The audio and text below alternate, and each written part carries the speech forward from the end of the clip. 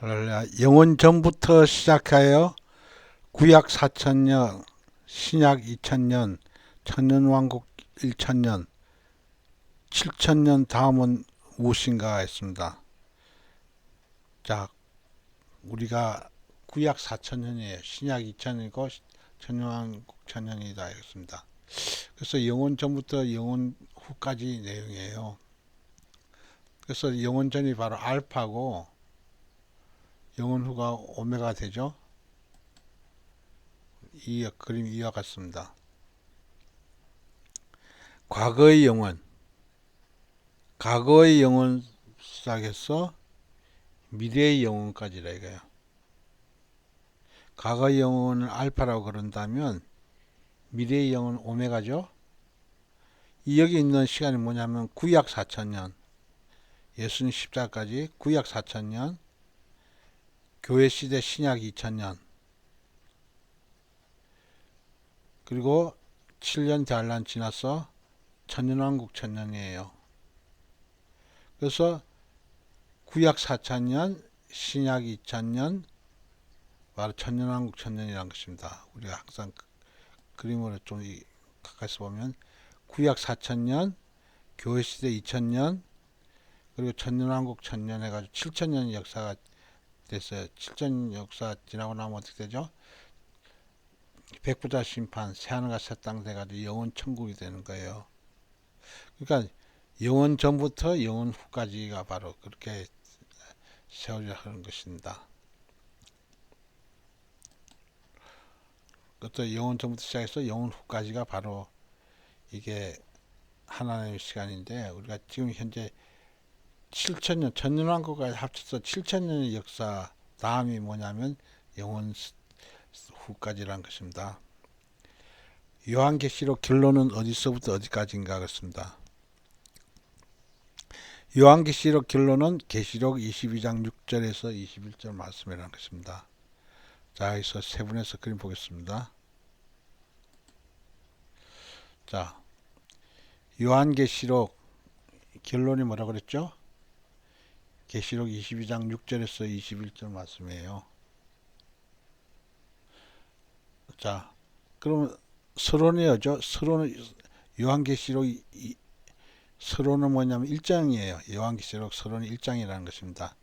계시록 2장서부터 계시록 21장 지나서 22장 5절까지가 바로 본론이에요. 본론.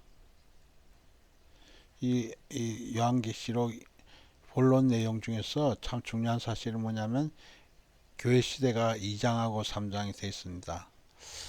에베소, 스무나, 버가모, 두아디라, 사데, 빌라델비아, 라오디게아 이렇게 교회 시대 7교회 시대가 계시록 2장과 3장으로 되어 있다는 것입니다. 휴거는 계시록 4장이에요. 4장하고 5장이에요. 휴거는 계시록 4장하고 5장이고 7년 대환란은 계시록 6장에서부터 18장까지 내용이에요. 7년 대환란 내용. 그리고 지상재림은 계시록 19장, 천년왕국은 계시록 20장, 백부자 심판도 계시록 20장이라는 것입니다. 그래서 계시록 20장이 천년왕국하고 백부자 심판이 되어 있고, 그 다음에 계시록 21장이 영원천국이에요. 그리고 계시록 22장 1절부터 5절까지가 이게 영원천국에 되어 있어요. 계시록 21장은 그 새 예루살렘 성의 바깥의 모습의 외부의 모습으로 되어 있고, 계시록 22장 1절에서 5절은 새 예루살렘 성의 내부의 모습을 기록했어요. 그리고 결론으로 계시록 22장 6절에서 20절 되어 있죠. 그래서 요한계시록의 그 전체적인 그 계율을 잘 알고 있어야 되는 것입니다.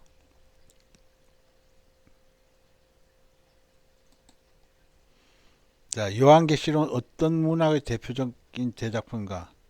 요한계시록을 보통 묵시록 그래요. 묵시록. 요한계시록을 묵시록 이렇게 표현하고 있습니다.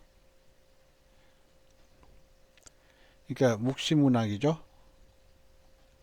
그래서 이것이 바로 요한계시록은 바로 예언서라 이거예요. 신약 성경에 오로지 예언서는 한 권이에요. 신약 성경은 예언서는 한 권이지만 구약 성경에는 예언서가 많이 돼 있죠. 구약성은 대선지서 5권, 소선지서 12권 돼 있어요. 총 그래서 17권이고 구약 성경에는 예언서가 17권인데 신약 성경은 예언서가 요한계시록 하나밖에 없다는 것입니다. 그래서 꼭 기억해야 되겠습니다. 500문도, 120문도, 70문도, 12사도 중에서 주님께로부터 사랑의 은총을 받은 자가 누구인가? 사랑의 은총을 받은 자는 바로 사도 요한이죠. 사도 요한이 가장 그 사랑의 은총을 받았습니다. 그래서 우리가 그 요한복음에 보면 사랑하는 제자 이렇게 계속 표현하고 있죠. 본인을 사랑하는 제자라고 이렇게 표현했어요. 그래서 500문도는 예수님께서 뭐죠?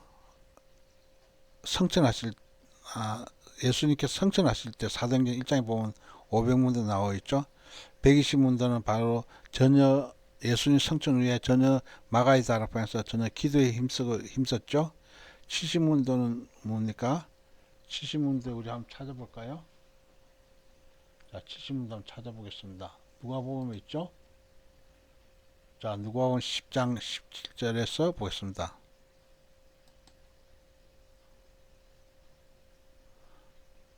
누가복음 10장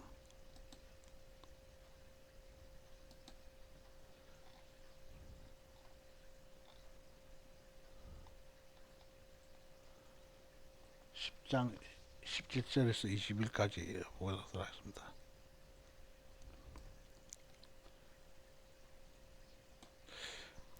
칠십인이 기뻐 돌아와 가로되 주여 주의 이름으로 귀신들도 우리에게 항복하더이다. 예수께서 이르시되 사단이 하늘로서 번개같이 떨어지는 것을 내가 보았노라. 내가 너에게 뱀과 정갈을 밟으며 원수의 모든 능력을 제어할 권세를 주었으니 너희를 해할 자가 결단코 없으리라. 그러나 귀신들이 너희에게 항복하는 것으로 기뻐하지 말고 너희 이름이 하늘에 기록된 것으로 기뻐하라 하시니라. 그렇습니다. 그래서 우리가 기뻐할 것이 뭐냐면 나의 이름이 하늘에 기록됐다. 이게 생명책에 기록된 것을 기뻐하라. 귀신이 너희에게 항복해서 떠나가는 것을 해서 기뻐하지 말고 내 이름이 너희들 이름이 바로 하늘에 기록됐다. 생명책에 기록됐다는 것을 얘기하고요. 우리 생명책 이름 기록돼야만이 진정으로 구원을 받기 때문에 그러죠. 그래서 70인이 얘기가 나오고 있습니다.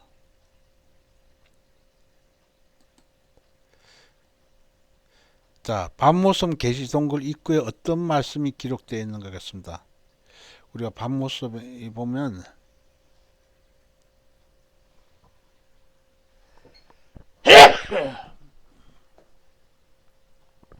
우리가 밤모섬에 보면 계시동굴에 어떤 이름이 기록되어 있는가 했어요. 여기서 보면 소아시아이고 터키지만 보면 거기서 좀 바로 아래로 좀 내려가면 밤모습이 있죠. 거기 보면 요한계시록 14장 7절 말씀이 있다는 것입니다. 그의 심판하실 시간이 이르렀으니 하늘과 땅과 바다와 물들이 그늘을 만드신 이를 경배하라 이렇게 썼다는 것이에요. 요한계시록 14장 7절 말씀 기록되어 있다는 것입니다. 그래서 우리가 참 반가운 소식이 아닐 수가 없어요.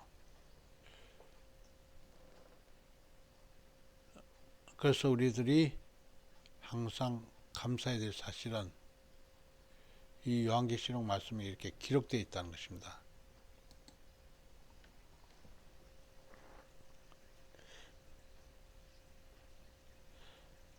자, 계속해서 보겠습니다. 사도야는 몇 수를 채우고 천국에 갔는가 했습니다. 사도행전 100수를 채우고 그 이튿날 그 천국에 갔다고 해놨어요. 그래서 요한은 100사를 채우고 이렇게 갔다고 되어 있네요. 요한계시록 해석법은 무엇인가? 과거적 해석법과 역사적 해석법과 미래적 해석법이 있습니다. 그래서 역사적 해석법은 뭐냐면, 과거적 해석법은 과거로 이렇게 이미 지나간 거로 이렇게 해석하기도 하고, 역사적 해석법은 그 보통 그 아시아 일곱 개를 바로 역사적으로 해석해 가지고 얘기하기도 합니다. 그래서 대체적으로 우리들이 역사적 해석법은 우리가 과거적 해석법과 달리 그 현재 이렇게 상황을 좀 약간 중점을 두고 있는 것 같죠.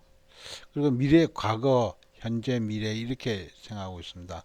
그래서 우리가 요한계시록을 우리가 항상 우리가 미래적 해석법을 해서 접근해야 돼요. 왜냐하면 아직도 예언이 성취 안 됐기 때문에. 예언이 성취가 안 됐다 이거예요. 그래서 요한계시록 4장 이후서부터는 아직도 그 우리가 지금까지 이렇게 2000년이 신약 2000년이 지났지만 이거 성취 안 된 것이 많다 이거예요. 우리가 휴거도 성취가 안 됐고 또 뭐가 성취 안 됐습니까? 7년 단란 내용도 성취가 안 됐다는 것입니다. 또한 그 지상재림도 성취 안 됐고 바로 천년왕국뿐만 아니라 모든 게 다 성취가 안 됐죠. 자, 우리가 보세요. 지금 현재가 우리가 그 은혜 시대, 지금 우리가 교회 시대, 신약 시대 끝 지점에 지금 현재 우리가 있어요. 그래서 눈앞에 이제 휴거가 있다 이거야. 이것은 미래적 해석, 뭐 환란 전 휴거, 조금 전에 얘기 보였다시피 그 요한계시록 4장하고 5장 내용이 바로 휴거에 대한 내용이에요. 휴거가 요한계시록 4장하고 5장 내용이고 7년 단란이 뭡니까? 요한계시록 6장에서 18장 내용이 7년 단란 내용이에요. 그 다음에 지상재림 내용이 배웠죠. 요한계시록 19장이 바로 지상재림 내용이에요. 그 다음 천년왕국 시대가 뭡니까? 천년왕국 시대가 바로 요한계시록 20장에 대한 내용이죠. 그리고 백보자 심판도 마찬가지로 요한계시록 20장이 기록되어 있어요. 새하늘과 새 땅은 어디에 기록됐죠? 새하늘과 새 땅은 요한계시록 21장과 22장 1절서부터 5절까지 내용이 기록된 것이에요. 그래서 이것이 휴거서부터 모든 것이 다 새하늘과 새 땅까지 다 미래에 아직도 그 이루어지지 않은 내용들이 기록되어 있는 거예요. 그래서 요한 신약 성경의 유일한 예언서가 바로 요한계시록이에요. 이런 사실을 잘 알고 있어야 됩니다. 그래야만이 그 성경을 풀이하기 쉽다는 것입니다. 바로 이해가 된다 이거죠. 성경을. 지구는 어디에 매달려 있는가? 지구는 하늘에 매달려 있다고 그랬어요. 지구는 하늘에 매달려 있다고 해놨어요. 우리가 여기서 보면 욥기서 말씀 보면 우리가 알 수가 있어요. 욥기서 말씀 찾아볼까요? 욥기서 26장 7절을 보면 되어 있어요.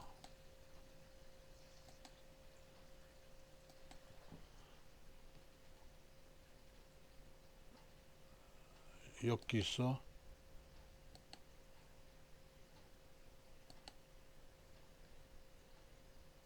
자, 이게 됐죠? 그는 북편 하늘을 허공에 펴시며 땅을 공간에 다시며 이렇게 표현했어요. 하나님이 바로 북편 하늘에 허공을 펴시며 땅을 공간에 다셨다는 것입니다. 북편 하늘 잘 보세요. 북편 하늘에 허공을 펴셨다는 것입니다. 북편 하늘 바로 그 북극성 바로 옆에 바로 이게 허공이 있어가지고 그쪽에서 이렇게 오시는 거로 알고 있어요. 그래서 땅을 공간에 다셨. 우리가 직접 우리가 한번 지리학 그 모습을 한번 볼까요? 자, 태양이 여기 있으면 수성, 금성, 지구, 화성, 목성, 토성, 천왕성, 해왕성들이 돌아가고 있어요. 태양을 주변에서 돌아가고 있는 태양계에 해당되는 행성이죠. 다 돌아가고 있는 거예요. 그래서 우리가 이 지구 모습을 보면 자, 지구가 태양이 이 정도 크다면 태양이 이 정도 크다 그러면 우리 여기 이 조그만 거 이게 첫 번째 점 조금 요 정도 조그만 것이 바로 지구예요, 지구. 지구와 태양은 엄청 차이 나죠? 자, 보면 지구는 이렇게 좀 큼지막하게 좀 표현했다 이거예요. 근데 바로 어마어마하게 차이가 난다 이거예요. 그래서 바로 지구가 한 이 정도 크다면 바로 지구 앞에 있는 금성은 지구보다 조금 작죠, 그죠? 화성 지금 화성 탐사를 계속하고 있죠. 화성은 이 정도 크기다 이거예요. 수성은 이 정도 크기고冥왕성 한 이 정도 크기라는 것입니다. 그래서 지구는 이거 다른 금성, 화성, 수성,冥왕성보다는 좀 커 보이지만 이 봐봐요. 목성이 한 이 정도 크고 토성이 한 이 정도 크면 지구는 이만해요. 천왕성,冥왕성이 되는데 바로 여기 지구는 한 요 정도 된다 이거예요. 그래서 금성, 화성, 수성 이렇게 작죠. 이게 지구를 뺑 도는 것이 뭐죠? 달이죠. 달은 이 정도 작다는 것입니다. 그래서 전부 다 흑공에 다 달았다 이거. 흑공에 다 달한 거예요. 이게 좀 더 동그란 이게 지구 행성 주변에 좀 다 칠흑같이 어둡죠. 그래서 이거 흑공이 다신 거예요. 좀 다. 흑공이 다 돌아가고 있는 것입니다. 지구는 어디에 매달리는가? 하늘에 달려 있죠. 세계로삼성은 어디에 매달려 있는가? 세계로삼성은 셋째 하늘 시온 천국 천상에 있다고 해놨어요. 그래서 우리가 항상 그림에서 보다시피 세계로삼성이 세계로삼성이죠. 셋째 하늘 시온 천국 그 공중에 있다 이거야. 셋째 하늘 시온 천국 공중에 있어요. 그래서 가로 세로 높이가 각각 2,400km죠. 역시 내려온다. 땅으로 딱 내려오면 지면 내려오면 이렇게 되는 거예요. 그럼 이 땅이 바로 셋째 하늘 시온천국 그 삼청천 시온천국 하늘 땅이에요. 새 땅이라 이거예요. 여기에 그 세력 삼성이 딱 내려오는 거예요. 내려오면 바로 전부 다 만국이 그 가운데 다니고 땅의 왕들이 자기 영광을 가지도록 사람들이 만국 영광을 종기를 가지고 들어와 가지고 다 참석하는 거예요. 그래서 이것이 바로 우리들이 휴거돼서 주님께서 공중에 올라가면 그 바로 우리가 혼인식 할 때는 이렇게 공중에 떠 있는 우리 그 세일 삼성이 바로 시온 천국 지면에 내려와 가지고 이렇게 딱 안착되라는 것입니다.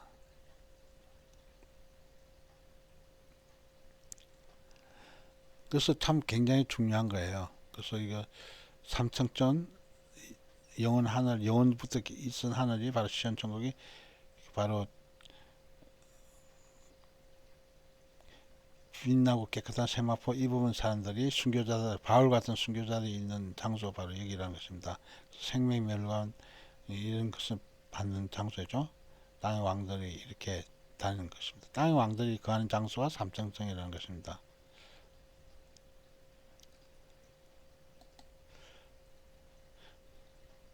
자, 7년 대환란 끝날 때까지 공중 휴거의 길로만 다니하는 이유는 무엇인가? 구원의 질서 때문이라고 해놨어요.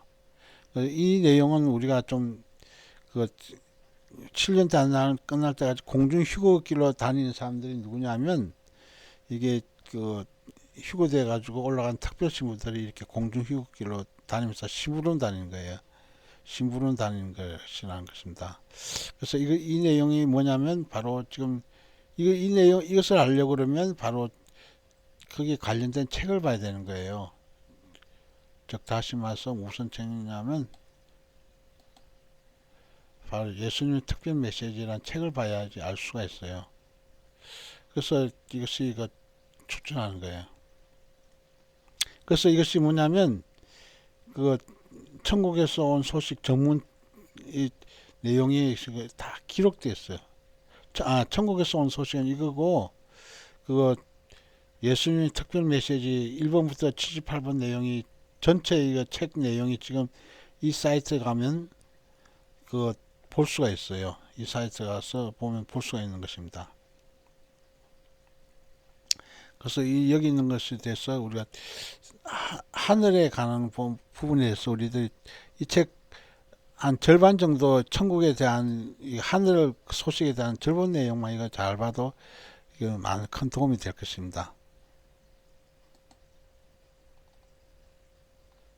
그리고 심판주는 어디에서 활동하신가? 7년 대환란 지상에서 활동한다 됐어요. 신랑 예수님하고 심판주 예수님은 달라요. 신랑 예수님은 은혜 시대 때 우리들 휴거시키기 위해서 그 기다신 하나님이고, 심판주 예수님은 이 땅 그 심판하기 위해서 이렇게 사명자들 도와서 이렇게 순교자들 이렇게 교육시키고 양육시키고 하는 거예요. 그래서 이런 내용도 바로 조금 전에 말씀한 그 이 책 내용을 봐야 이해가 됩니다. 자, 넘어가겠습니다. 휴거의 영어로 휴거보면 깨닫는 것이 무엇인가? 휴거의 영어로 휴거보면 깨닫는 것이 성령 충만의 것입니다. 성령 충만해야 돼요. 자, 성령 충만해야 휴거 영이 그 휩싸여 가지고 휴거 보면 깨달아지는 거예요. 그래서 아무리 얘기해줘도 사람들이 왜 못 깨닫냐면 우리가 성령 충만하지 않으면 전혀 아무것도 알 수가 없어요. 자, 대표적인 성령 충만이 바로 이거예요. 유월절, 무기절, 초실절, 오순절, 나팔절, 속절, 초막절 이 불이 다 켜져 있는 상태가 우리 심령 상태, 불이 다 켜져 있는 상태가 성령 충만이에요. 그러니까 봄절기, 여름절기, 가을절기 이렇게 나누었는데, 봄절기는 유월절, 무기절, 초실절을 봄절기라고 하고, 여름절기를 오순절이라고 그러고, 가을절기를 나팔절, 속절, 초막절을 가을절기래요. 그래서 우리가 여기서 봄절기, 여름절기까지가 이렇게 둘로 해가지고 이것을 또 이게 봄절기, 초림절기, 가을절기를 재림절기 이렇게 나눠요. 왜냐 여름절기 성령 강림절기가 5월달 오순절이 5월달이거나 6월달에 해당되기 때문에 그래요. 왜 여름절기 왜 했냐면 5월이나 6월달에 해당되는 절기가 바로 오순절이에요. 그래서 여름도 포함되기 때문에 이렇게 여름절기 셋으로 나누는데, 그래서 6월절, 무기절, 초실절은 그 우리 초등학교 가정이 바로 2월절, 무기절, 초실절이고, 오순절은 중고등학교 가정이에요. 그러니까 오순절 성령 받은 상태를 중학교 가정이라 그러면 오순절 성령이 좀 충만한 상태를 오순절이라고, 그 고등학교 가정 이렇게 보시면 돼요. 그리고 나팔절, 속절, 초막절은 휴거영이 입사인 상태예요. 그래서 제가 항상 그 얘기를 하고 있지만, 이렇게 봄절기 둘로 나눴죠. 예수님 초림절기는 6월절, 무교절, 초실절, 오순절 할 때는 예수 초림절기. 그리고 가을절, 나팔절, 속절, 잠막절 이것은 재림절기예요. 그래서 우리 한국 교회가 이거 봄절기 여기에만 관심 있고 가을절기를 관심이 없어요. 그래서 기름 등불을 준비했다 하더라도 그냥 제대로 확실하게 많이 준비하지 못한 상태에 해당되는 거예요. 그래서 우리가 항상 이것이 잘 깨달아야 되는 거예요.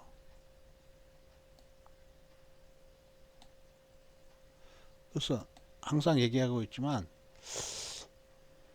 이게 등불잔 이것이 뭐냐면, 이것이 지금 들고 있는 등불잔이 뭐냐면 6월절, 무기절, 초실절, 오순절까지 해당되는 거예요.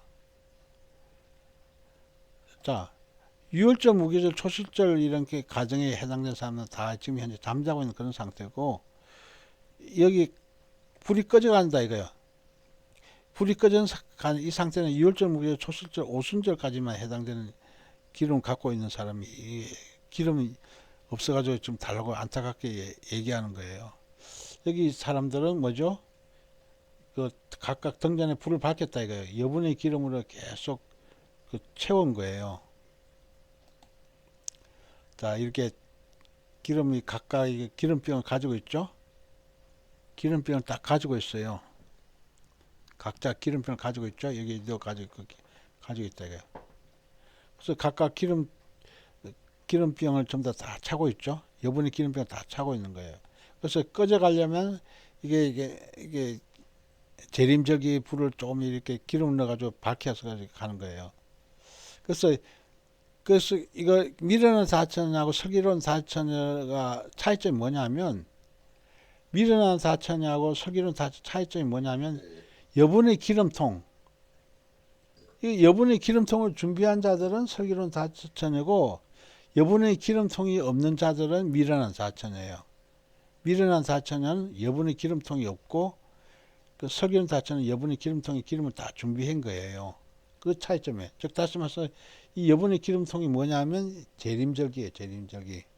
휴거용으로 나팔절, 속죄절, 초막절 기름병을 다 준비한 상태에 해당되는 거예요. 그래서 성령 충만이 돼야만이 휴거보험 깨달아지는 거예요.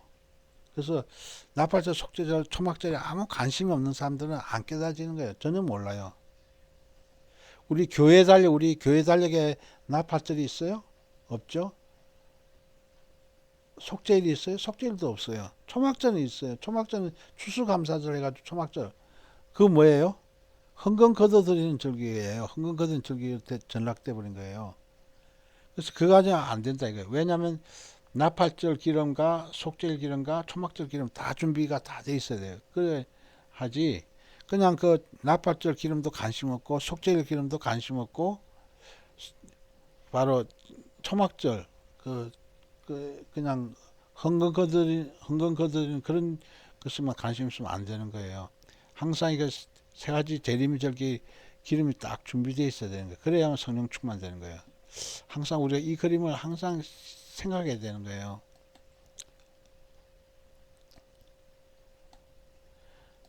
자, 우리가 이 상태, 나의 심령 상태가 유월절, 무교절, 초실절, 오순절, 나팔절, 속죄절, 초막절 기름이 다 지금 불이 붙어 있는지 골고루 잘 붙어 있는지 우리가 항상 점검을 해야 돼요.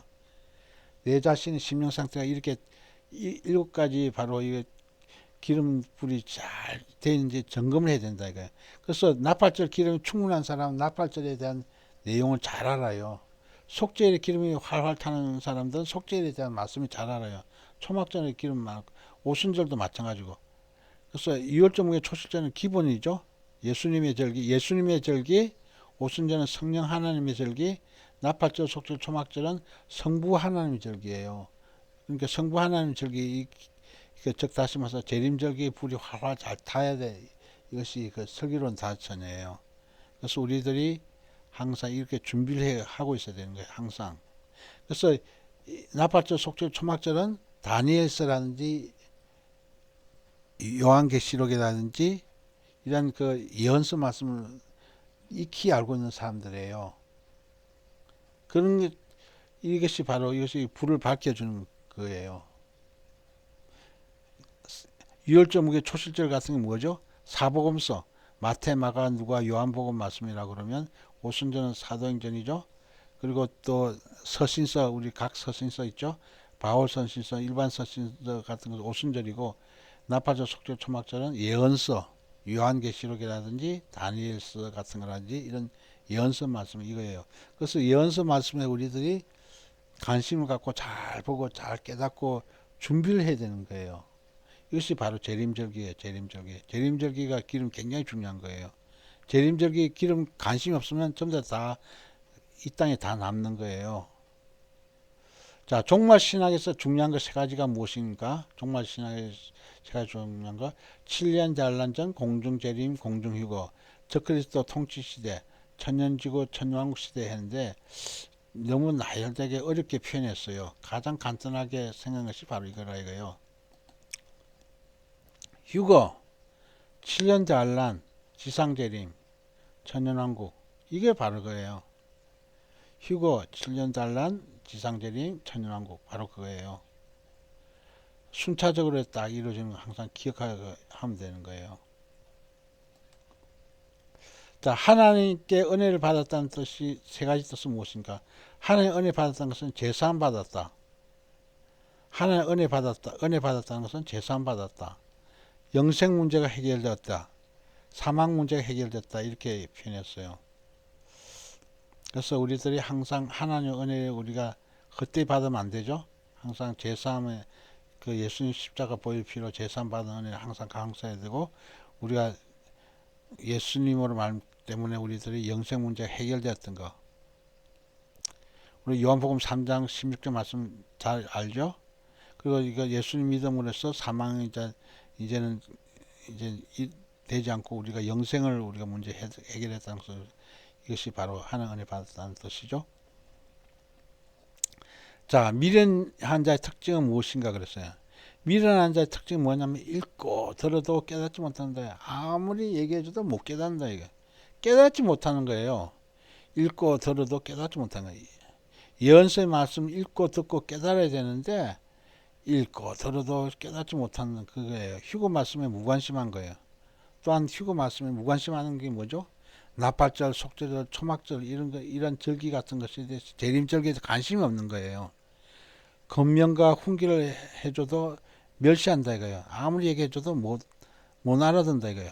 그리고 종교 통합제에 참여했어요. 우리 한국교회가 거의 대부분 종교 통합제에 다 관여돼 있어요. 왜냐하면 WCW에 다들 합류했잖아요.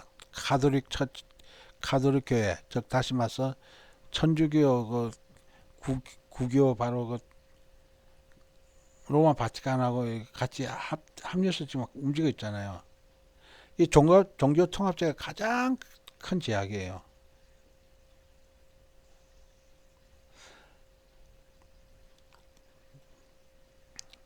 자, 우리가 그것에 대해서 그림을 잠깐 보게 되면,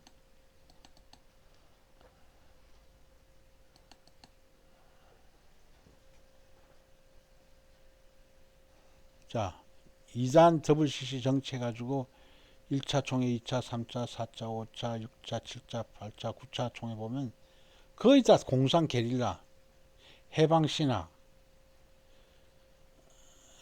그 바로 투쟁 하면서 악을 투쟁해서 완전히 용공주의, 공산주의 해놨죠.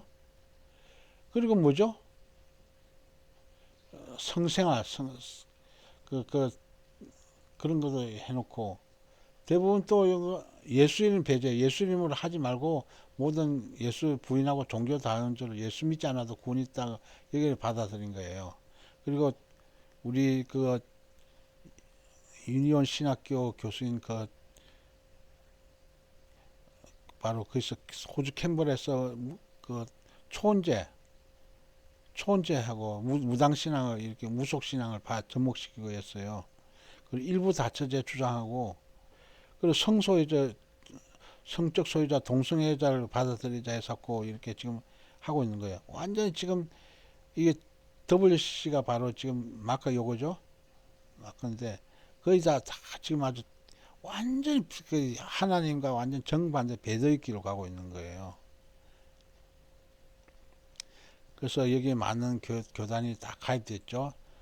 대한예수교 장로회 총회도 통합측도 가입됐고, 감리교 대한감리교도 가입됐고, 한국기독교장 기장측도 가입됐고, 구세군 교회도 가입됐고, 기독교 대한복음회 복음교회도 가입됐고, 대한성서공회도 가입됐고, 하나님 기독교 대한하늘성회 기아성 순복음교회도 가입됐고, 정교구 한국대교구도 이렇게 정교회 한국대교구도 돼 있어요. 루터교죠. 루터교 바로 이런 게 다 가입돼 가지고 하고 있는 거예요.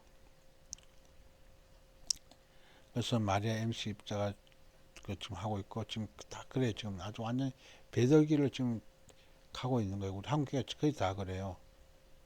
참 큰 문제가 아닐 수가 없어요. 지금 우리가 이렇게 해서 과연 구원받을 수 있겠나. 좀 더 7년 달란 다 넘어가면 거의 대부분 다 윤표 받아가지고 다 좀 더 배도하게 생겼어요. 왜냐면 우리가 코로나 때 좀 더 백신 맞을 때도 좀 더 다들 너너는 앞장서 가지고 다 했잖아요. 한 것처럼 우리들이 바로 7년 달란가 떨어지면 참 적그리스도가 다 경배하고 이렇게 하겠어요. 왜냐하면 범신론을 이렇게 가르치고 있으니까. 즉 WCW에는 바로 범신론 사상, 가톨릭하고 같이 어울려서 지내야 돼 평화를 주장하니까 그런 거예요.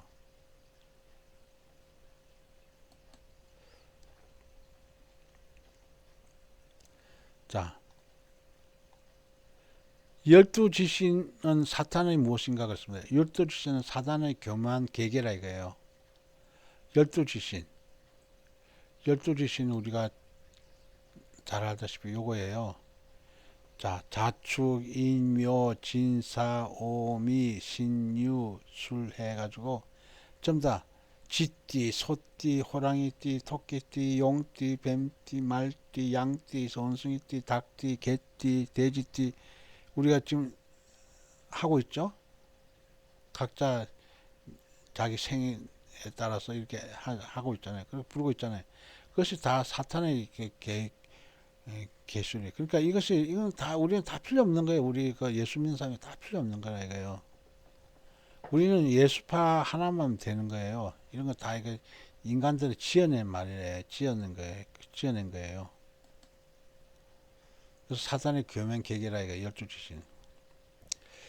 세대주의적 전천설의 부활은 언제인가? 세대주의적 전천설은 휴거 때 부활하고 지상재림 전에 부활하고 백부자 심판 때 부활한다 해놨어요. 자, 우리가 이것에서 좀 더 알아야 되겠어요. 휴거 때 부활하고 지상재림 때 부활하고 천년왕국 지나서 또 부활한다 이거예요. 그래서 휴거 때 부활은 바로 우리가 그리스도 안에 죽은 자가 먼저 일어나죠.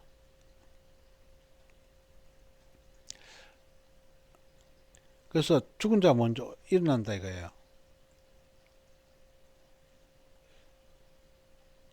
그리고 지상재림 때 부활하는 것이 또 뭔지 이거 한번 보도록 하겠습니다.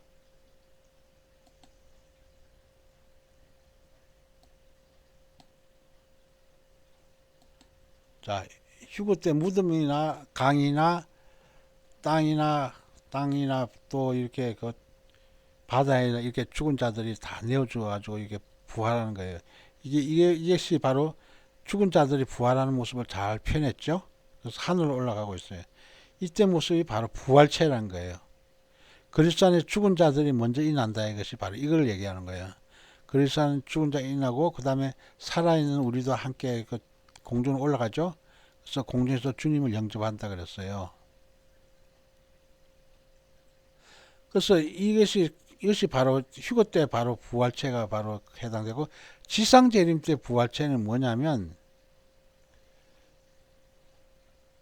이게 지상재림 때 부활체가 되는 뭐냐면 우리가 여기서 보면 알 수가 있어요. 지상재림 부활체는 마태복음 보면 나와 있어요.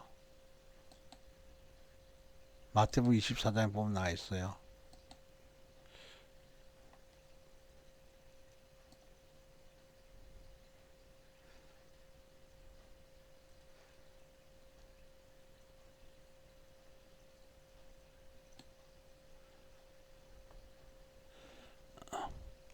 자, 여기서 한번 읽어볼게요.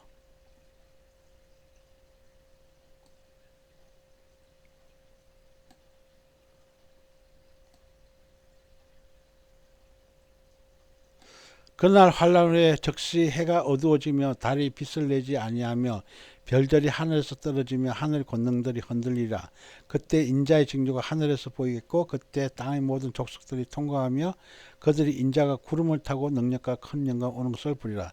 저가 큰 나팔 소리와 함께 천사들을 모으리니 저희가 그 택하신 자들을 하늘 이 끝에서 저 끝까지 사방에서 모으리라 그랬어요. 그래서 큰 나팔 소리와 함께 천사들을 보내서 모으는 것이 바로 지상재림 때 해당되는 거예요.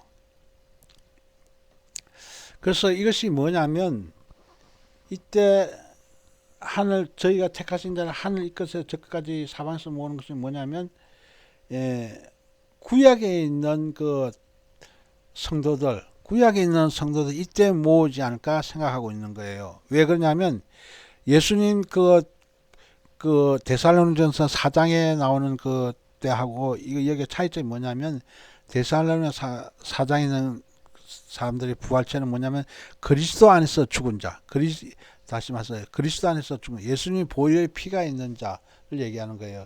예수님 구약 시대 때 성도들은 예수님 보혈의 피가 없지만 신약 시대 그 사도들, 그러니까 사도 베드로, 사도 요한, 사도 마태, 뭐 바울 같은 사람들 예수님을 십자가 보혈 믿었잖아요. 그런 사람들은 예수님 보혈 십자가가 내 마음속에 있는데 보혈 피가 있는데 어린 양 예수님 보혈 피가 있는데 구약 사람들은 짐승 제사를 했잖아요. 짐승 제사를 한 이런 구약 성도들은 지상재림 때 바로 큰 나팔 소리와 함께 천사들 보내서 올라가는 거로 생각하고 있어요. 그리고 또 마지막 때 또 그게 뭐냐면 우리가 백보자 심판 때, 백보자 심판 때는 물론 그 사람들이 좀 다 올라가죠. 죽은 자들이 다 올라가는 거예요. 죽은 자들이 다 살아나가지고 하나님 앞에 심판받는 내용이죠. 그럴 때 이것은 뭐냐면 이때 돼서 그 바로 이것은 지상재림 때 모습이죠. 지상재림 때 모습이에요. 그래서 백부자 심판 때 모습은 우리가 그 그리스도 안에서 죽은 자들이 다 하는 것이 아니고, 자, 여기서 보면 계시록 20장에 보면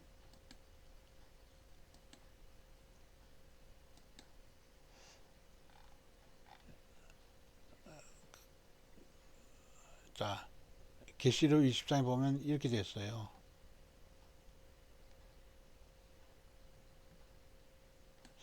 또 내가 보니 죽은 자들의 물은 대손하고 그 보좌 앞에 섰는데 책들이 펴있고 또 다른 책이 펴졌으니 그 생명책이라.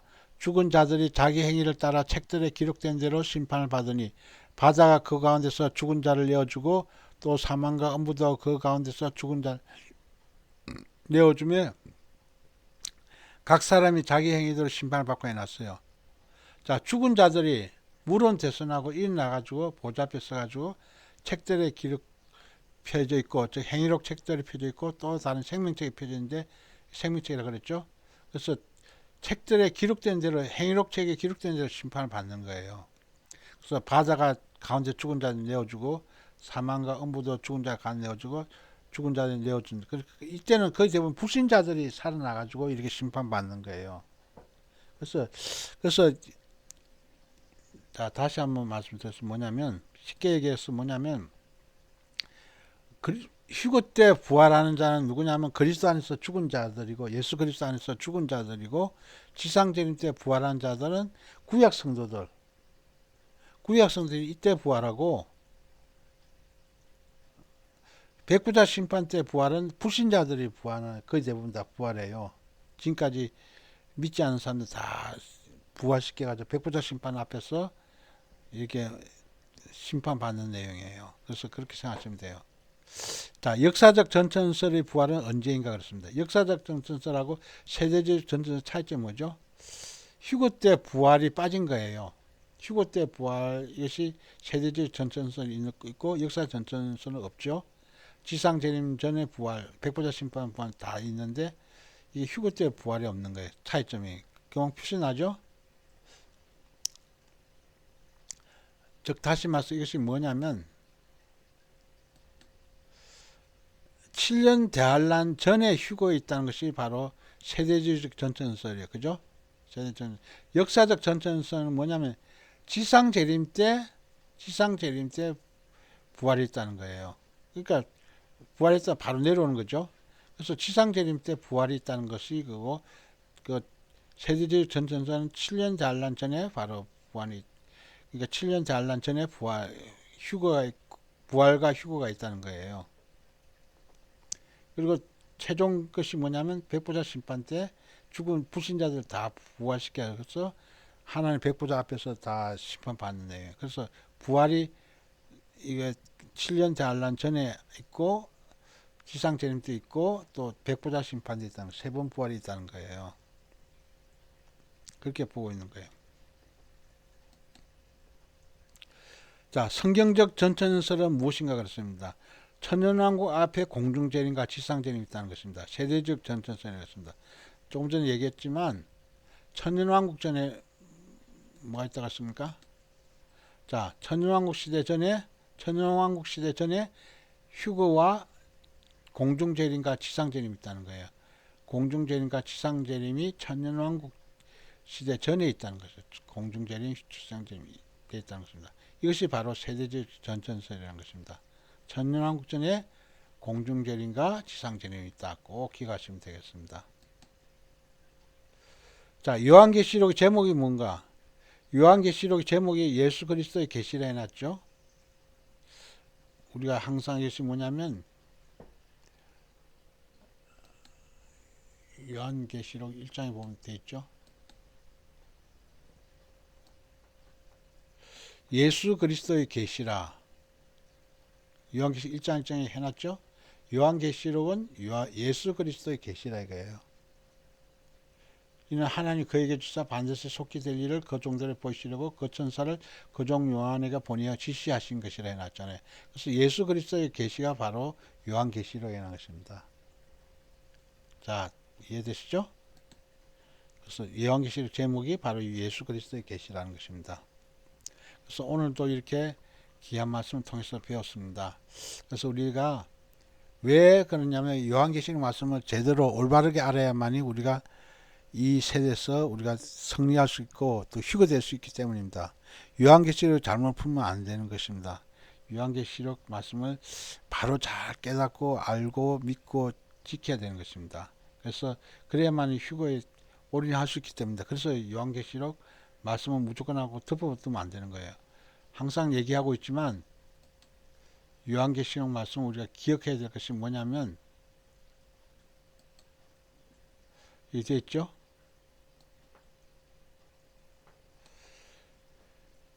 이 예언의 말씀, 요한계시록 말씀을 읽는 자, 듣는 자들, 기록한 것을 지키는 자들이 복이 있다 그랬죠. 자, 좀 더 우리 한국교회는 대체로 보면 요한계시록 잘못하면 큰일 나. 무조건 다 덮어놓잖아요. 그럼 예언의 말씀 읽지도 않고 듣지도 않고 예언의 말씀 읽지도 않고 듣지도 않고 기록한 것을 지키지도 않는 게 되는 거예요. 그러면 복이 없는 거예요. 한마디로 복이 없는, 거꾸로 얘기하면 복이 없는 거잖아요. 때가 가까운데 계속 이 예언의 말씀을 읽고 듣고 지켜야만이 복이 있는데 우리 한국교회는 이 예언의 말씀, 요한계시록 말씀을 덮어놓잖아요. 무조건 하고 읽지도 않고 듣지도 않고 기록을 지키지도 않기 때문에 복이 없는 거예요. 우리 요한계시록에 보면 또 뭐라고 됐습니까? 맨 끝에 보면 22장에 보면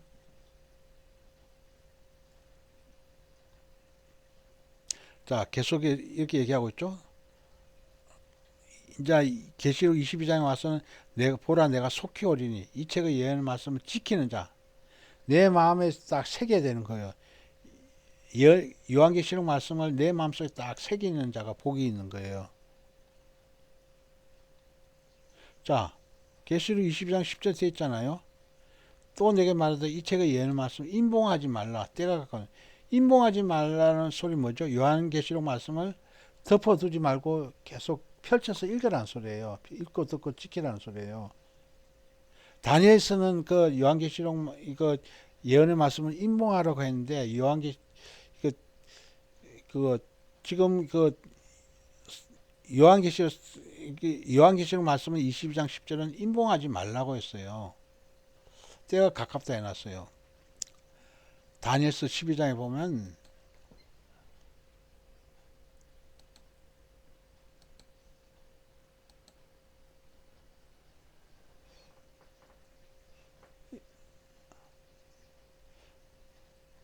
자, 여기서 보면 이렇게 해놨죠. 다니엘아 마지막 때까지 이 말을 간수하고 이거를 봉하라 그랬죠. 이걸 다니엘서를 바로 봉해라 그랬는데 임봉하라 해놨죠. 많은 사람이 빨리 왕래하면 지식이 더하리라 그랬습니다. 다니엘 시대 때는 임봉하라고 해놨는데 요한계시록에서는 바로 임봉하지 말라고 해놨잖아요. 그죠? 요한계시록 22장에 보면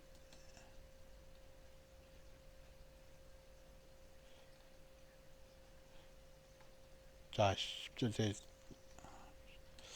이 책의 예언의 말씀을 어떻게 하라겠습니까? 요한계시록 말씀을 임봉하지 말라고 그랬죠. 봉함하라 그랬고 다니엘서는 봉함하라 그랬고 요한계시록 여기서는 임봉하지 말라 그랬어요. 그래서 임봉하지 말고 우리가 부지런히 읽고 듣고 지켜야 되는 거예요. 그래서 항상 그래서 다니엘 그 요한계시록 말씀에 항상 관심을 가지고 계속해서 본인이 상고하고 연구하고 깨닫고 말씀을 상고 연구 깨닫고 또 다른 사람 그 요한계시록 말씀을 하는 것을 잘 듣고 이렇게 분별해서 우리가 해야 되는 거예요. 때가 가깝기 때문에 주님 오실 때가 다 됐기 때문에 임봉하지 말라고 그러는 거예요. 그래서 요한계시록 말씀이 또 왜 어렵냐면 환란전 휴거서를 또 많은 그 이게 그 유튜브에 보면 환란 휴거 잘못됐다고 막 그 판단한 사람이 있는데 그런 성경 말씀 제대로 잘 몰라서 그래요. 우리가 성경적 그 종말론은 아까도 얘기했지만 성경 종말은 요한계시록 말씀을 항상 지키는 거예요. 자, 성경적 전천설 항상 기억해야 돼요. 세대주의적 전천설이 바로 성경적 전천설이라 생각해가지고 항상 7년 대환란 전에 7년 대환란 전에 휴거 있다는 것을 항상 이것을 기억해야 돼요. 공중재림과 지상재림을 믿는 이 세대적 전천설을 따라가야 되는 거예요. 그래야 올바로 잘 따라가는 거예요. 그래서 오늘 하루도 이 말씀 속에서 귀한 은혜를 각자 받으시고 우리가 말씀을 더욱더 이때 가까운 이때에 더욱더 말씀을 이 예언의 말씀을 읽고 듣고 지키는 자가 되어서 다 복 있는 자가 다 되시기를 간절히 바라는 마음에서 이 말씀 전했습니다. 기도하겠습니다.